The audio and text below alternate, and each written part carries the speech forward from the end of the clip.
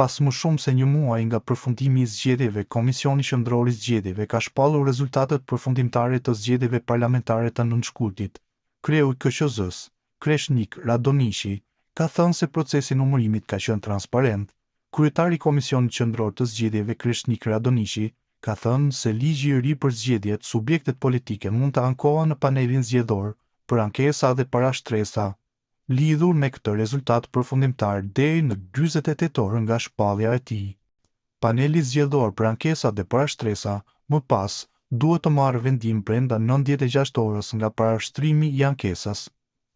Radonishi ka garantuar se në asnjë moment nuk është cënuar integriteti i votës, ani pse ka pasur vonesa në numërim të votave. Ai ka arsyetuar vonesat duke thënë se votat janë numëruar për herë të parë siç e parashë ligji i ri, që do të thotë se fillimisht janë numëruar votat për subjektet politike, më pas janë numëruar votat për kandidatët për deputet në 38 qendra të numërimit, bashkë me verifikim të votave për subjektet politike. Si tjetër arsye për vonesë, ai ka përmendur edhe platformën elektronike, e cila sipas tij nuk ka funksionuar si duhet. Andaj, zyrtarët janë detyruar të verifikojnë edhe manualisht çdo shifër para futjes së rezultateve në sistem. Rezultatet kanë ndjekur hapat e parapara sipas ligjit për zgjedhjet dhe janë numëruar në transparencë të plotë, ka thënë ai, duke u zotuar se KQZ-ja do të organizojë panele të brendshme për të kuptuar ku ka ngecur puna dhe për t'i shmangur problemet eventuale në proceset e ardhshme. Kandidati për kryeministër nga vetëvendosja Albin Kurti del kandidati më i votuar në zgjedhje me 337.791 vota. Me ligjin e Kosovës brenda 30 ditësh nga certifikimi i rezultateve, presidenti i vendit duhet të thërrasë mbledhjen konstitutive të Kuvendit të Kosovës. Nëse zgjidhet kryetari dhe nënkryetari, atëherë Vjosa Osmani duhet të kërkojë nga partia fituese Lëvizja Vetëvendosje në këtë rast që të propozojë mandatarin për formimin e qeverisë. Ndarja e mandateve si më poshtë. Lëvizja Vetëvendosje 48 mandate, PDK-ja 20.95%, 24 mandate, LDK-ja 18.27%, 20 mandate, AK dhe Nisma 7.06%, 8 mandate, Lista Serbe 4.26%, 9 mandate, Partia Serbe, LDM 1 mandat, Partitë Jo Serbe 10 mandate.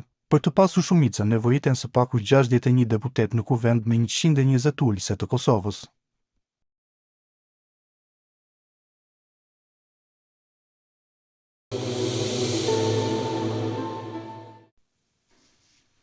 Komisioni Qendror i Zgjedhjeve në Kosovë ka shpallur të shtunën rezultatet përfundimtare të zgjedhjeve parlamentare të nënshkurtit.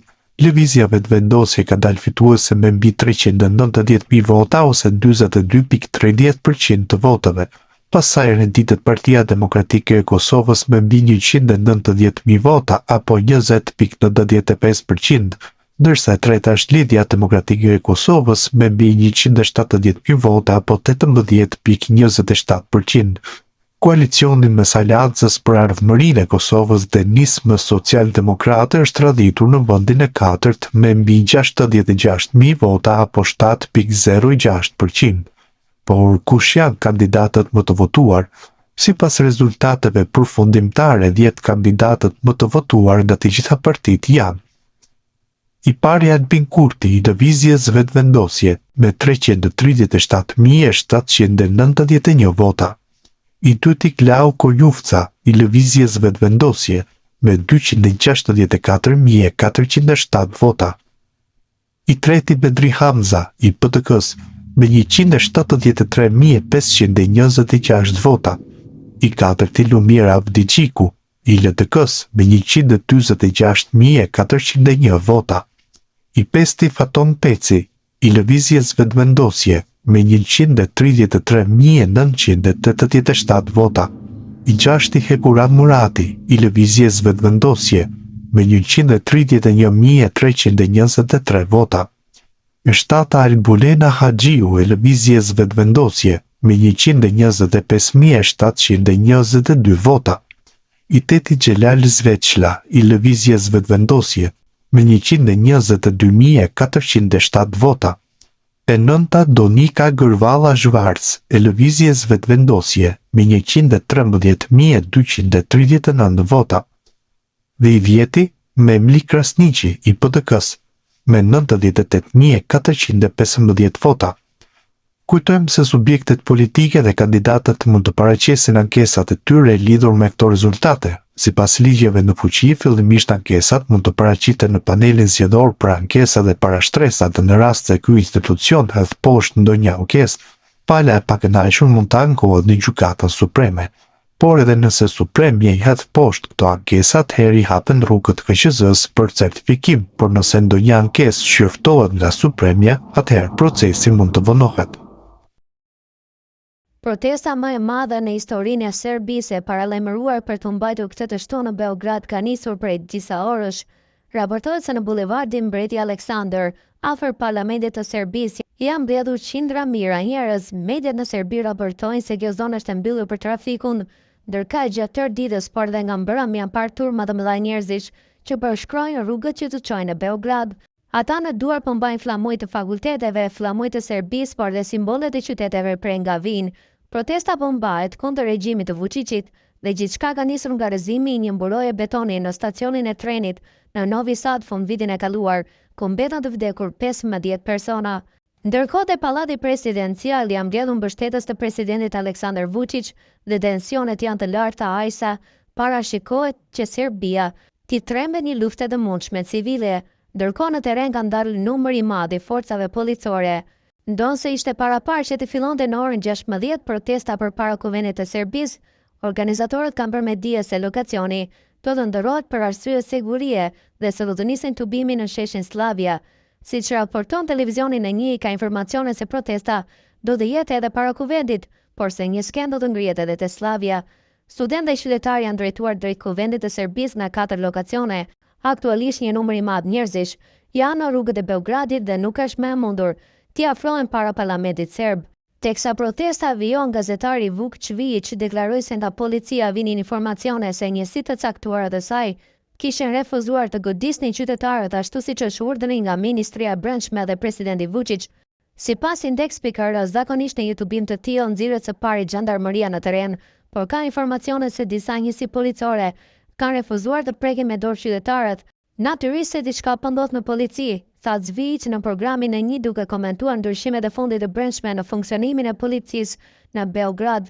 Aleksandar Vučić ka vazhguar nga afër punimet e një kantieri ndërtimi para se të niste protesta dhe tha se ishte i bindur se do të ruhet paqja dhe stabiliteti në vend. Jam i bindur që sot do ta përballojnë gjithë presionin, sulmet do të ruajnë paqen dhe stabilitetin dhe më pas do të fitojmë në të ardhmen, ka thënë Vučić për një postimi në Instagram. Njerëzit kanë ëndra të ndryshme, disa ndërrojnë për të shkatëruar diçka apo dikë, disa ndërrojnë të ndërtojnë.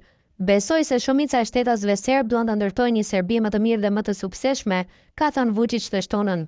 Sipas njoftimeve të mediave, punonësit e radio-televizionit të Serbisë janë zhvendosur jashtë ndërtesës kryesore të shërbimit publik të vendit, pavarësisht letrës së marrë nga punonësit e RTS, ku thuhet se programi do të vazhdojë si zakonisht. Ata u zhvendosën në një godinë anësore, ndërsa policia ka rrethuar godinat kryesore. Përveç qytetarëve të shumtë para Kuvendit të Serbisë, ka edhe një numër të madh të pjesëtarëve të xhandarmerisë, forcave të tjera policore si dhe persona të pa identifikuar, të veshur me një lloj uniforme zyrtare. Mediat në Serbi thonë se nuk ka shenja zyrtare por se ndodhen pranë forcave zyrtare të policisë, gati për të ndërhyrë. Në tubimin e sodëm në Beograd, për të cilin studentët vazhdimisht kanë theksuar se është jo i dhunshëm dhe apolitik, është parë edhe njëri nga liderët e opozitës, Miloš Jovanović. Ndërkohë studentët e Fakultetit të Arteve të Bukura dhe Fakultetit të Shkencave Politike sollën së bashku një figurë të kalit të Trojës me rrota 3.5 metra të lartë në një protestë në qendër të Beogradit. Një protestues i identifikuar si Milenko Kovačević tha: "Unë pres që kjo të lëkundë autoritetin e tij dhe që Vučić të kuptojë se njerëzit nuk janë më me të." Ndërkohë policia thotë se ka arrestuar tani një burr që përplasi makinën e tij me protestuesit në periferi të Beogradit duke plagosur 3 persona.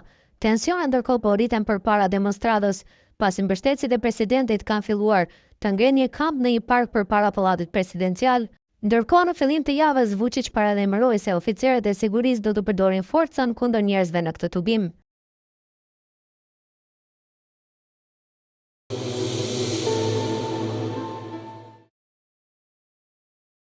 Ivan Vuković, nënkryetari i Partisë Demokratike të Socialistëve në Maltezi dhe deputeti i parlamentit të asaj partie në këtë vend, është arrestuar në minutat e fundit në Beograd. Ai u ndalua nga Agjencia e Sigurisë dhe Inteligjencës, pra BIA e Serbisë. Këtë informacione kanë konfirmuar mediat malazeze, si Vijesti. ДПС thaste një person i afërt me Vukovicin, i cili ishte me të privatisht në Beograd, sa se antarët e BIA-s arrestuan deputetin malazez teksa po dilte nga hoteli Hilton në kryeqytetin serb. Një burim i Vijesti, i cili ishte i pranishëm në paraburgimin e Vukovicit, tha se para shënthorit i kanë pritur 2 persona në uniform dhe 2 me rroba civile, të cilët janë prezantuar si antar të BIA-s dhe e kanë ndaluar atë. Vukovic u tha atyre se ishte në Beograd për të shoqëruar një antar të familjes që ishte atje për arsye shëndetësore. Ai më pas u shpjegoi se do të ktheheshin në Maltëzi, por gjithsesi e kanë ndaluar dhe e kanë burgosur. ДПС tha se nuk i din detajet e vendodhjes aktuale të deputetit Vukovic dhe se aktualisht po tentojnë të punësojnë një avokat për të marrë me çështjen e tij. Vukovic mbrëmjen e djeshme ka shpërndar në faqen e tij në rrjetin social Facebook një video nga protesta anti-Vučić që po mbahet në Beograd. Për arrestimin e tij sot në mëngjes në televizionin serb Pink u bë thirrje nga kreu i Partisë Radikale Serbe dhe i dënuari i gjykatës së Hagës, Vojislav Šešelj. Kryetari i Aleancës Kosova e Re, AKR, Begjet Pacoli, ka vizituar ish presidentin e Kosovës Hashim Thaçi, i cili po mbahet në paraburgim në Hagë. Pacoli, përmes një deklarate për mediat, ka shprehur mbështetjen e tij për Thaçin dhe ka theksuar se procesi ndaj tij është i pakuptim dhe bie ndesh me normat juridike dhe humane. Ai u shpreh optimist se ky proces do të marrë fund sa më shpejt. Dje vizitova presidentin Hashim Thaçi në Hagë. Shpresojmë që ky proces i pakuptim, i cili bie ndesh me normat juridike dhe humane, të marrë fund sa më shpejt, ka deklaruar ndër të tjera Pacoli. Vizita e tij vjen në një kohë kur Thaçi dhe bashkëluftëtarët e tij po përballen me procese gjyqësore në dhomat e specializuara të Kosovës në Hagë, të cilat kanë ngjallur reagime të ndryshme në opinionin publik. Ndërkohë, ish presidenti i Kosovës ka qëndruar të njëjtë në Prishtinë për të vizituar baban e tij, i cili është instruar në klinikën interne të qendrës klinike universitare të Kosovës. Kjo ishte hera e parë që Thaçi kthehej në Kosovë, që nga koha kur ndodhet në paraburgim, dhe vizita e tij u përcoll me vëmendje të madhe nga mediat dhe qytetarët.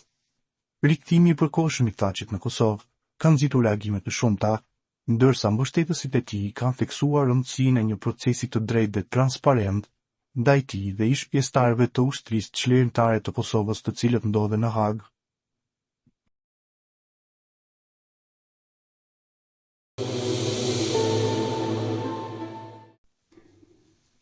Kryetaria e AKS Ramush Haradinaj e ka komentuar mundësinë e një koalicioni të nismë social-demokrate me lëvizjen vetëvendosje.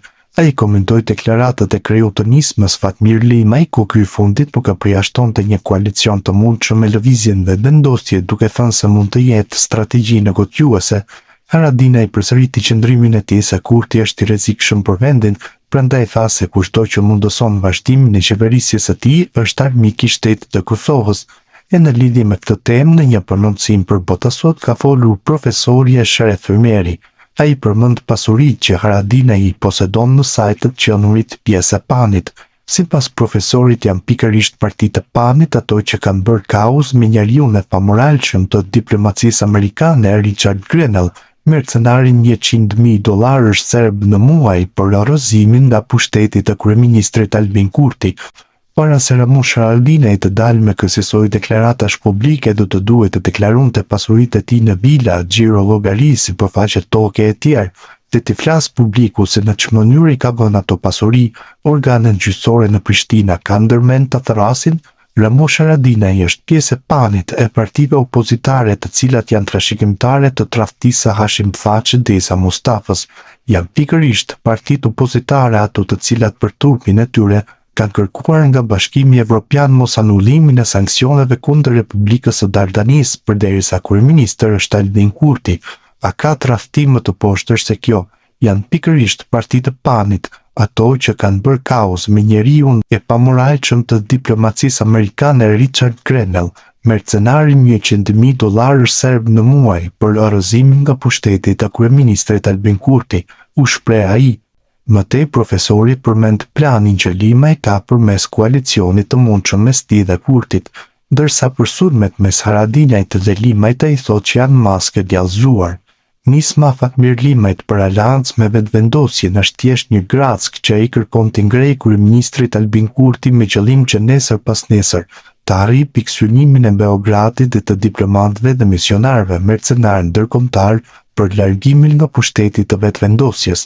Sulmi Ramush Haradinajt kundër Fatmir Limajt, i cili kërkon aleancë bashkëqeverisjeje me vetëvendosjen, është thjesht një maskë djallëzuar që ai ka vënë vetes, me qëllim që ta josh kryeministrin Albin Kurti të hyjë në aleancë me Nismën.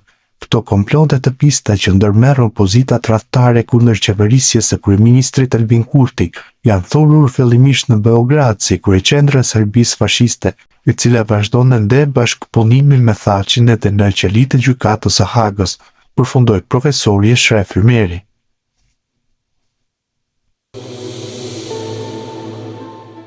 Të premten u hap tuneli Murrizit në rrugën e Arbrit, i cili mundson që nga Dibra në Tiranë dhe Anasjeltas të shkohet për më pak se 2 orë. I pyetur se si po zhvillohen punimet e rrugëve që lidhin Maqedoninë e Veriut me Shqipërinë, kryeministri i Maqedonas, Kristian Mickoski, tha se punët për korridorin 8, respektivisht lidhen me autostradën, po shkojnë mirë, ndërsa apeloi që Tirana të përfundojë projektimin e pjesës sekurudore të korridorit 8, që do të lidhë Durrësin me Maqedoninë e Veriut. Ne apelojmë sa më parë që Tirana të përfundojë projektin me të cilin Durrësi do të lidhet me kufirin dhe do të plotësojë korridorin 8 në pjesën e Ekurudhës, që Afthana përparon mirë të mos them shkëlqyer. Më shumë se 60 kilometra front është hapur deri në fund të këtij muaji, kështu që kontraktuesit do të mund të vazhdojnë të përparojnë në këtë aspekt. Kemi problem në pjesën e Trebënisht-Qafan për shkak se pjesë e këtij aksi është në perimetrin në mbrojtje të UNESCO-s, por kërkojmë zgjidhje, do të gjejmë zgjidhje, ne tonën do ta përfundojmë, por nuk shoh nga atje që po projektohet Ekurudha që do të lidhë Durrësin me kufirin, sepse kemi nënshkruar marrëveshje. Ministrat e mbrojtjes së Italisë, Shqipërisë, Bullgarisë dhe Maqedonisë nënshkruan marrëveshje në Kodrik në Washington se ky korridor i 8 do të përfundojë.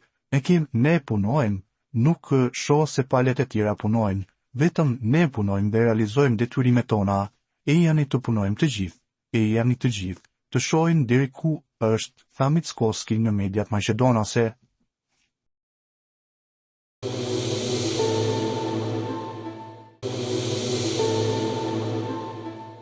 Një fotografi e reale e komandantit legjendar Adem Jashari është publikuar sot nga historiani Durim Abdullahu. Kjo fotografi, e cila nuk ka qarkulluar më parë, sjell një pamje të veçantë dhe autentike të heroit të luftës për liri në Kosovë. Në imazh, Adem Jashari shihet i ulur brenda një veture të markës Opel Ascona. Pamja e tij e thjeshtë dhe natyrale përçon një mesazh të fuqishëm mbi personalitetin e tij të përullur dhe të vendosur. Historiani Abdullahu, i cili ndau fotografinë me publikun, e shoqëroi ato me një përshkrim domethënës. Adem Jashari në rëndomësinë e autenticitetit të tij. Kjo deklaratë thekson edhe një herë përkushtimin dhe thjeshtësinë e njeriu që u bë simbol i shëndresës dhe sakrificës për liri në Kosovë. Publikimi i kësaj fotografie ka ngjallur interes dhe emocione tek qytetarët, të cilët gjithmonë e kujtojnë Adem Jasharin me nderim dhe krenari. Figurat e tilla historike beten frymëzim për brezat e ardhshëm, duke përjetësuar kujtimet e tyre në ndërgjegjen kolektive të popullit shqiptar.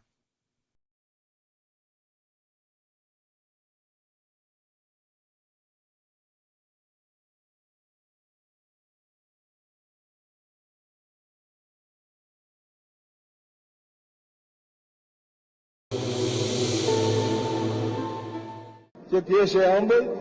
Me shumë për ullësi, falenderit baba, në fakt ju thash që më skuqet pak se nuk e prisja. Kryetarja e Kuvendit Elisa Spiropali u përball mbrëmjen e sotme me një surprizë të bukur në iftarin e organizuar nga kryegjyshi botror i Bektashinëve, shenjtëria e tij Haxhi Ded, baba Edmond Brahimaj. Gjatë fjalës së tij në selinë e shenjtë të kryegjyshatës botërore Bektashiane në Tiranë, Baba Edmond Brahimaj u shpreh se zonja Spiro Pali kishte sot ditëlindjen duke zbuluar këtë fakt për të pranishmit dhe ofroi tortën e përgatitur me këtë rast, ku uroi zonjës Spiro Pali në emër të gjithë të pranishmëve. Në këtë ditë të bereguar dhe në këtë iftar që po shtojmë sot, kemi dhe një gëzim tjetër që është bashkëngjitur bashkë me ne në këtë ditë.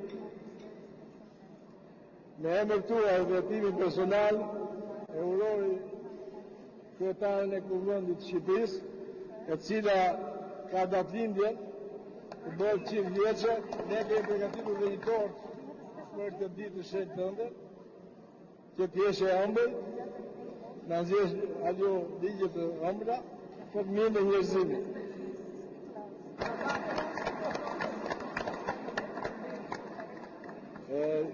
Edhe ju e të qantë jeni, kështu që...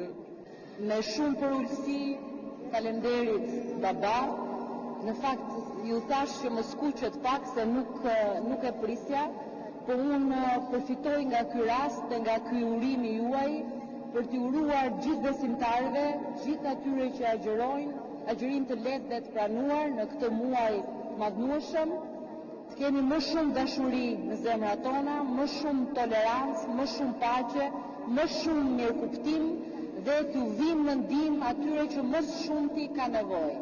Besoj dhe thelbi i këtij muaji është largimi nga të mirat materiale, largimi nga gjërat fizike për t'u lartësuar shpirtërisht dhe për të qëndruar më pranë atyre që më shumti ka nevojë. Me gjithë zemër, me gjithë shpirt, falenderoj shumë, ju falenderoj dhe ju uroj në këtë muaj të madhnueshëm që ka kaq shumë peshë e kaq shumë simbolik të fortë për gjithë besimtarët, por edhe për gjithë shqiptarët.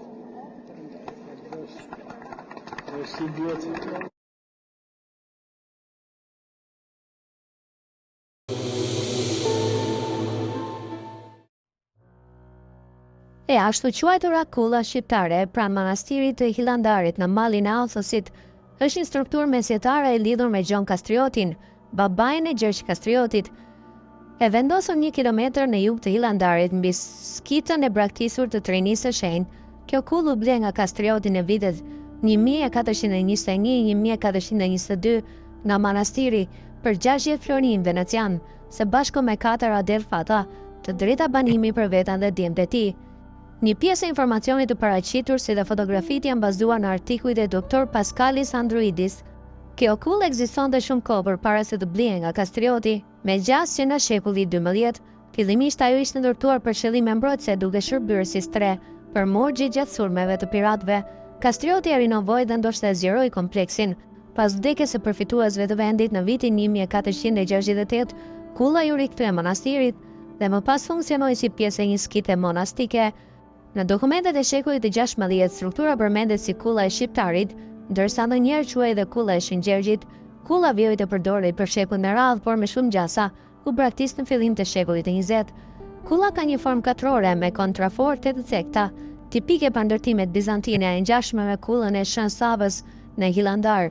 Fillimisht ishte një ndërtesë treditëshe, por sot ka mbetur në një lartësi maksimale prej 6 metrash me more 1.5 metra të trasha. Hyrja ndodhet në anën lindore e ngritur mbi tokë dhe e aksesueshme përmes një shkallë druri të lëvizshme. Në pjesën veriore të kullës ndodhet një çistër e mbulluar me qemer, e cila ende ruhet. Përreth të fshehura nga vegjetacioni gjenden rrënojat dhe ndërtesave të tjera, mbetje të skitës së vjetër. Ky lokacion historik pak i njohur përfaqëson një ndërthurje të trashëgimisë shqiptare bizantine dhe monastike athonite, duke lidhur genealogjin e Skënderbeut me peizazhin fetar dhe politik të malit të Athosit. Ndërkohë në manastirin e Hilandarit, në malin e shenjtë të Athosit, ndodhet vari i Reposh Kastriotit, një prej vëllezërve të Gjergj Kastriot Skënderbeut.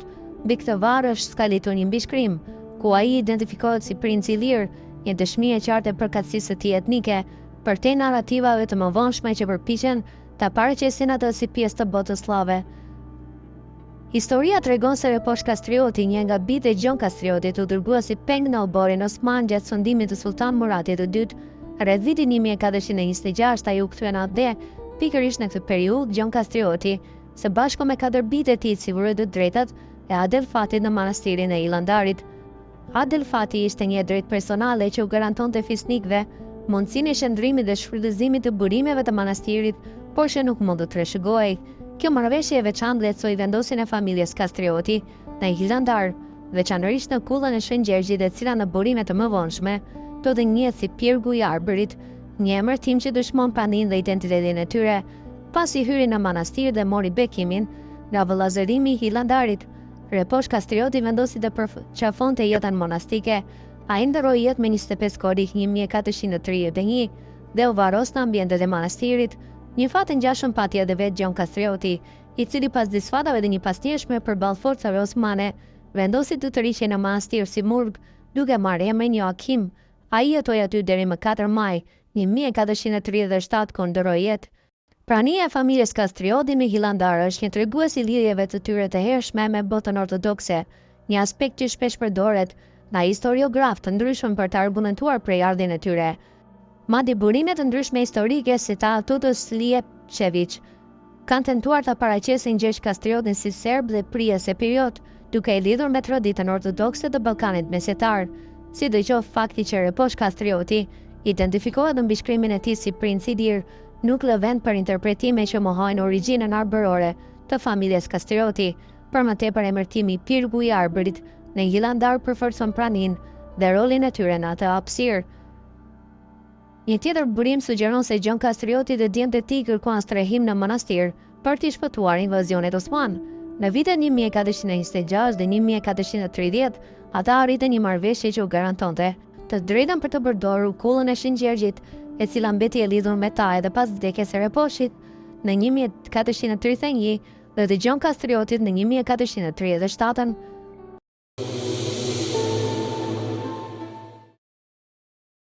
Pasaporta zvicerane është më e fuqishme në botë, pasi me 190 vende pa viza, ajo ja kalon edhe SBA-ve. Këtë pasaport par dhe kuq e gëzojnë sot edhe mbi 100.000 shqiptarë nga Ballkani. Disa mërgjimtari kanë deklaruar gazetës zviceriane në Shqip Le Kanton 27 se të jetosh në Zvicër dhe të posedosh pasaportën e këtij vendi më të bukur dhe më të fortë në botë, ekonomikisht tolerant dhe për nga demokracia, është më shumë se zafat, është një privilegj. Në Zvicër aktualisht anglishtja është së bashku me gjermanishten, frëngjishten dhe italishten, por edhe romanshen, një nga gjuhët kryesore që fliten në jetën e punës. Në këto 5 gjuhë shkruhet edhe ballina e pasaportës zviceriane, siç shihet në foto. Në shtëpi ose me të afërmërit, 56% e të gjithë atyre që konsiderohen flasin zakonisht gjermanisht zvicerane, 23% frëngjisht, 11% gjermanisht në standarde dhe 8% italisht. Anglishtja dhe portugalishtja ishin dy gjuhët jo kombëtare, më të folura me përkatësisht 7% dhe 4%, por së fundi sipas gazetës zvicerane Le Kanton 27, duke e referuar burimeve të zyrës federale të statistikave, shqipja ka kaluar gjuhën portugeze, pas anglishtes shqipja është bërë gjuaja huaj më e folur në Zvicër. Sipas një sondazhi të ri të Entit Federal të Statistikave, në shifra absolute për të parë gjuha shqipe është më e folura në Zvicër, pas gjuhës angleze. Për vite të tëra portugalishtja ishte gjuha huaj më e folur në Zvicër, pas anglishtes. Shqipja flitet veçanërisht gjerësisht në Züri, Winterthur, Basel dhe St. Gallen. Në vendin e tretë ndër gjuhët e huaja më të folura, në mbar vendin është gjuha portugeze, e ndjekur nga spanjishtja, kratishtja dhe serbishtja. Dhe sot përveç 4 gjuhëve kombëtare që si janë gjermanisht, frëngjisht, italisht dhe romanisht, në Zvicër fliten zakonisht anglisht, shqip dhe portugalisht. Kjo përfaqëson një përqindje të barabartë për folësit e të dyja gjuhëve, 3.4% e popullsisë së përgjithshme, krahasuar me 6.1% të folësve anglez, pak përpara portugalishtes, spanjishtes, serbishtes dhe kroatishtes. Shqipja flitet kryesisht në Züri, Winterthur, Basel dhe St. Gallen. Zvicra aktualisht numëron 9 milion banor, prej cilëve 26% janë të huaja, apo 2.200.000, në mesin e tyre dhe 3% shqiptar. Në vitin 1999, invazioni i Serbisë në Kosovë arriti dukshëm numrin e shqiptarëve, sikur në vendet e tjera europiane ashtu edhe në Zvicër. Në ato vite Zvicra kishte 150.000 shqiptar, kuptohet një pjesë e madhe e tyre ishin të përndjekur nga regjimi serb, ndërsa sot autoritetet zvicerane flasin për një dyfishim të numrit të shqiptarëve. Christoph Freimond nga Zyra Federale e Statistikave në Bern, për gazetën zviceriane Le Kanton 27 ka deklaruar se numri i shqiptarëve në Zvicër është shtuar dukshëm më së shumti nga të gjitha komunitetet e tjera. Për çdo vit qindra prej tyre natyralizohen, pra marrin pasaporta zvicerane. Sipas Berna zyrtare, shqiptarët sot në Zvicër përbën komunitetin më të madh dhe më të rëndësishëm në këtë vend dhe janë shembull suksesi dhe integrimi. Këtë e thon post medjave dhe personalitetet helvetike, siç deklaroi ditë më parë edhe shefi i diplomacisë zvicerane, Zoti Kasis, në një bisedë për gazetën Le Canton 27. Kështu sipas Zotit Freeman, nga zyra federale sot në Zvicër jetojnë dhe veprojnë mbi 300.000 shqiptar, që këtu njihen si albanofon, domethënë që flasin gjuhën shqipe, ku pjesa dërmuese janë nga Kosova. Këtu bëhet fjalë për 200.000, kurse nga Maqedonia e Veriut mbi 100.000. Shqiptar nga Lugina e Preshevës 20.000 dhe të tjerë janë nga Shqipëria dhe territoret shqipfolse të Mallit të Zi.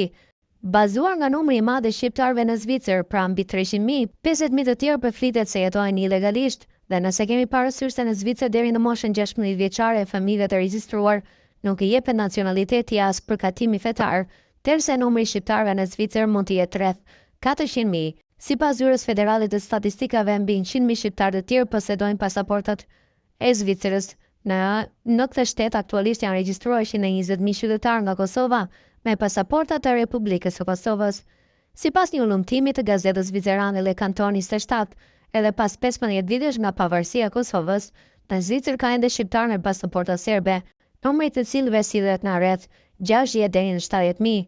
Këtu do theksuar se çdo vit bie numri i serbëve në Zvicër dhe rritet numri i shqiptarëve, jo pse këta të fundit vijnë nga Kosova, por bëhet fjalë për shqiptarët me pasaporta të shtetit Kosovës, po vazhdon po ashtu të ngjitet vazhdimisht për shkak të transformimit të pasaportave, duke lënë ato të Serbisë dhe duke marrë ato të Republikës së Kosovës. Besohet se numri i qytetarëve me pasaporta nga Serbia në Zvicër do të vazhdojë të bie dukshëm, siç ka ndodhur edhe me liberalizimin e vizave, për shkak kosovarët nuk do të kenë më nevojë për pasaportat e Serbisë. Në një grop 1 metër të thellë, mes pluhurit mbytus të dheut të thatë, Maria Nokoulu godet me forcë murin e dheut me një shufër metalike, duke ndjekur shkëlqimin e rrallë të arit në rajonin verilindor të Karamoja në Ugand. Mira minator artizanal mbështeten të nën toka për të mjetuar, me temperaturat gjithnjë më të larta dhe thatësirën që ka shkatruar burime tradicionale të jetesës, si blegtoria. Kërkimi i arit është kthyer në një shpëtim për banorët e zonës, por kjo jetë është e mbushur me rreziqe. Vetëm 6 vite më parë, një tunel minerar u shemb mbi Maria Nokoulun, duke i thyer këmbën, e megjithatë ajo nuk ka zgjidhje tjetër për të ushqyer fëmijët e saj. Jam e vetme, nuk kam asgjë që të më ndihmoj, thot ajo me një zot të hollë, ndërsa 2 fëmijët e saj të vegjël qëndrojnë buzë gropës, duke vëzhguar punën e nënës së tyre. Sipas një raporti të vitit 2018 nga East African Research Fund, mbi 25.000 persona punojnë si minator artizanal në Karamoja. Për shkak të ndryshimeve klimatike, numri i tyre vetëm sapo rritet. Në vitin 2022, një raport i Komisionit të Drejtave të Njeriut në Ugand raportoi se mbi 2.000 persona vdiqën nga uria pas korrjeve të dobta. Për shumë njerëz, si Maria, mineraret janë vetë një mundësi. Por realiteti i këtij profesioni është i ashpër.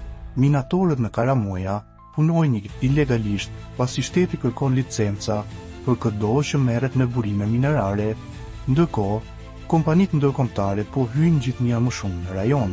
Në vitin 2022, qeveria e Ugandës zbuloi 31 milion tonë zeheari në nëntokën e vendit, shumica e të cilave ndodhen në Karamoja. Sipas ekspertëve, nga kjo sasi mund të nxjerren deri në 300.000 tonë ari i pastër. Sot, rreth 60% e tokës në rajon është dhënë me koncesion për investitorë të ndryshëm, sipas organizatës Danish Church Aid. Një prej këtyre kompanive është edhe Avangard Researcher Company Limited, e cila operon në Amudat, 78 milje larg nga miniera ku punon Maria. Megjithatë, banorët lokale fajsojnë kompaninë për ndotjen e burimeve ujore me kimikate të rrezikshme. Në prill të vitit të kaluar, një 12 vjeçar, Daniel Dongue, humbi jetën pasi piu ujë të kontaminuar. Sipas babait të tij, ajo sëmur me një herë dhe vdiq rrugës për në spital. Djali ishte i zgjuar, ndërronte të bëjë mosues, thot babai i tij me trishtim. Sipas tij, Evergrande dhe vetëm 109 pound për shpenzimet e varrimit Ndërkohë, sipërmarrja e huaj vazhdon të shfrytëzojë rajonin. Raportet pranë përfaqësuesve të Mega Gold Mining, një kompani me seli në Kampala, duke analizuar tokën pranë zonës ku punon Maria, këto zhvillime kanë shtuar frikën mes minatorëve artizanal për dëbim të mundshëm. Kur dikush vjen dhe thotë kjo është toka ime, ti duhet të largohesh, thot Maria me shqetësi. Megjithatë, për shumë si ajo, largimi nuk është një opsion. Në fund të çdo dite, minatorët presin në radhë për të shitur arin e nxjerrë ndërmjetësve. Për një qese 100 gramshe ari, ata marrin rreth 65 pound, një shumë që duhet të mbulojë nevojat bazë të familjes. Në një përpjekje për të ndihmuar komunitetin, disa grupe lokale po munduan të ofrojnë alternativa për fëmijët. Margaret Lamiang, kryetarja e grupit kulturor të grave të Karamojës, ka ndihmuar disa fëmijë minator të ndjekin shkollën, përfshirë 12 vjeçarin Mark Lotte, i cili tani ndërron të bëhet mjek. Por për mirat të tjerë, realitetin mbetet i pandryshuar. Ata do të vazhdojnë të gërmojnë në dheun e thatë të Karamojës, duke shpresuar për një grusht pluhuri të artë, do të mund të ushqejnë fëmijët e tyre. Fëmijët nuk mund të hanë arë, thot Maria, ndërsa vazhdon të godasë me forcë dheun e thatë.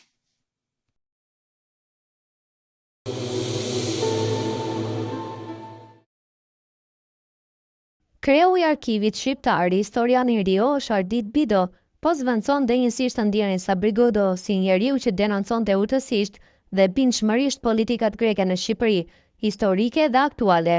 Për koincidencë, Plaku Godo ishte nga Delvina, një qytet me një përqindje minoriteti, gjithsesi ka fërkime mes shqiptarësh e grekër që kanë bashkëtuar e bashkëtojnë aty, dhe po ashtu Bido është nga Delvina.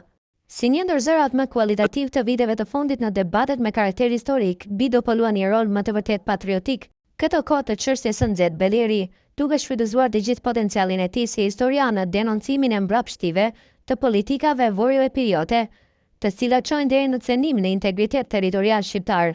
Mishërimi i tyre është Fredi Beleri. Në një debat në opinionin e Sahanës, Bido dërmoi rënd një ndër zërat më famkeqin të filogreqizmit në breg, gazetarin Stavri Marko, i cili edhe dërmiu në shpalli fshat grek. Bido denoncoi flamurin vorjo-epiriot të reklamor nga Marko, duke thënë se prej atij flamuri i marra mbetje pavarur.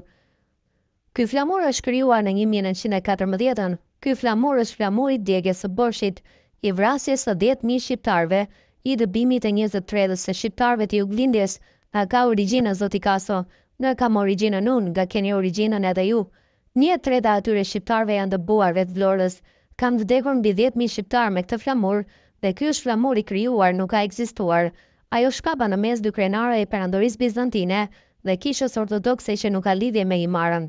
Edhe ne shkapën dy krenare kemi në flamur se po na habisni. Edhe Himara shkapën dy krenare ka pasur në flamurin e vet, që është flamuri shqiptar që ka ngritur Jorgo Spiro Koleka në vitet 20, që e ka ngritur shumë vet patriot shqiptar të Vunojt, një fshat kompakt patriotik shqiptar, i grillove, i anagnostëve. Grillo dhe anagnost grek nuk kam njohur. Unë dua të përgëzoj ty dhe zotin Marko sepse na jepni mundësinë që të shoh dhe njoh publiku, se këtu nuk kemi të bëjmë me një çështje as votash, se në Himar votat grekomane nuk e kalojnë 15% dhe nuk ka fituar për këtë Beleri, por për arsye krejt të tjera. Që ta kuptojnë se ky debat është një debat i ndërlidhur me vepra penale të dukshme të cënimit të integritetit territorial të këtij vendi, të njerëzve të cilët kanë mendjen tek ai flamur, siç thot zoti Marko, që e kanë mendjen ta mbrojnë atë që kanë vrarë shqiptarët. Kanë vrarë 10.000 shqiptarë, kanë ndjekur Borshin që është pjesë e bashkisë Himar sot. Këtu nuk kemi të bëjmë me një debat normal dhe mua më vjen keq që e prezantoni zotin Marko si gazetar. Nuk di të jetë i tillë, nuk e di në ç'media punon. Ai ka një tezë nacionaliste ekstreme greke që nuk ka lidhje fare me debatin që bëhet sot. Atje ka 3 fshatra greqisht folse, ta di publiku. Është Himara, Dërmiu, Palasa. Nuk është Vunoj, Pilluri, Çeparoi. Si janë asnjë nga këto të tjera, janë shqiptar pa fluiditje etnike, se në Vuno nuk gjem pro-grek, por në Dërmi ka pasur pro-shqiptar dhe pro-grek, me qenë se po flisni për histori. Ca Bido.